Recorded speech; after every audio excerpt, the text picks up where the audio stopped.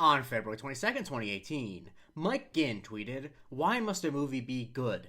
Is it not enough to sit somewhere dark and see a beautiful face huge?" This is the Museum of Twitter, the show where we talk about the most important tweets in the history of Twitter.com. Normally I would be exaggerating if I said a tweet speaks to my soul, but this tweet absolutely does. Anyone who knows anything about me, who knows anything about how I spend my days, knows that I love seeing movies in theaters. A cursory check of my Letterboxd will tell you that I've been to the movie theater over 50 times this year. And when I'm not watching movies in the movie theater, I'm oftentimes watching movies at home. I love watching movies. And you might be like, Jake, you love watching great movies. You must see so many great movies. And I do see a lot of great movies. But I don't watch movies because I like watching great movies. I like watching movies because I like watching movies. Especially in a theater. And a lot of times when I go to see a movie in a theater, I don't even think it's going to be that good. But that's not really the most relevant question to me. The most relevant question to me is, will I have enjoyed the time I'm spending in that dark room with a popcorn and maybe a soda, watching that big screen with the beautiful people on that screen? Will I enjoy those 2 hours more than how I would spend those 2 hours if I wasn't in the movie theater? And the amount of times that isn't the case, that I would rather be doing something else than seeing a movie in a theater, is extremely low. Like really, I'm racking my brain of how many times this year I've been seeing a movie where I'm like,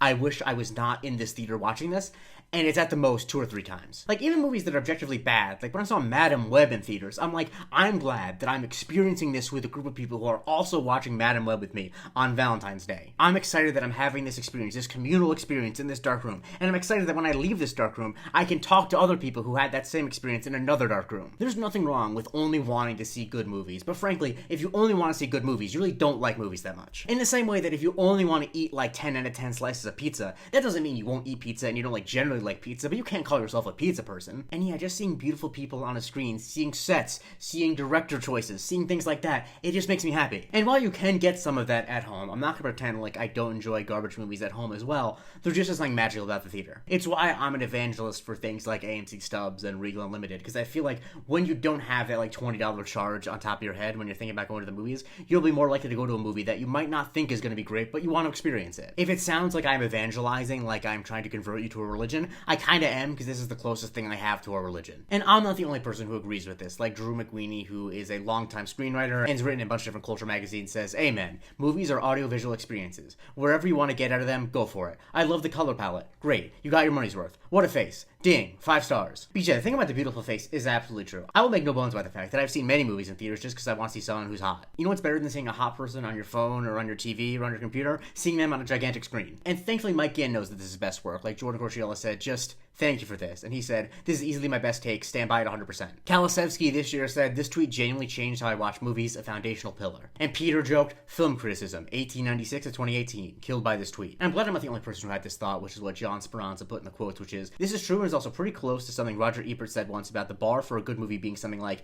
is this more interesting than watching these actors eat lunch together? Like, my opinion is, if you're not on the National Review Board and you're not voting for the Oscars, your bar for enjoying a movie should be pretty low. Unless you have a really awesome hobby otherwise, but you're scrolling on TikTok right now, you probably don't. And so that's where I compare my movie watching experiences too. Like, will I enjoy this movie more than just scrolling on TikTok for 2 hours? And the answer is almost always yes. And this tweet has gotten in the brain of people who are in the film industry, like Martha PW said, "Accidentally went to a film industry networking event last night and could not stop thinking about this tweet as everyone around me talked about aspect ratios." Now, I do quibble with this tweet a little bit because I do love nothing more than when a movie changes aspect ratio in the middle of it. Like in the latter Hunger Games movies, when Francis Lawrence changes the aspect ratio to IMAX once the battle starts, that's the good stuff. And people will quote this tweet talking about a particular movie or a series of movies. Like Genitalia says, "Me talking about Ma." Keen Online Poster says, "Review of Elvis, Baz Luhrmann 2022. Laura says, "Watching Chris Pine's cinematography." I think she means filmography, but yes. And like I mentioned earlier, Rob Cordero says, "Me seeing Madam Web." And people have made edits to make it about particular movies. Like on Blue Sky, Corey Dog edited it and said, "I saw Mufasa in IMAX 3D and it being extremely normal about it," and changed it to, "Why must a movie be good? Is it not enough to sit somewhere dark and see a beautiful lion face huge?" Indiana, after Thunderbolts came out, said, "Why must a movie be good? Is it not enough to sit somewhere dark and see Bucky Barnes huge?"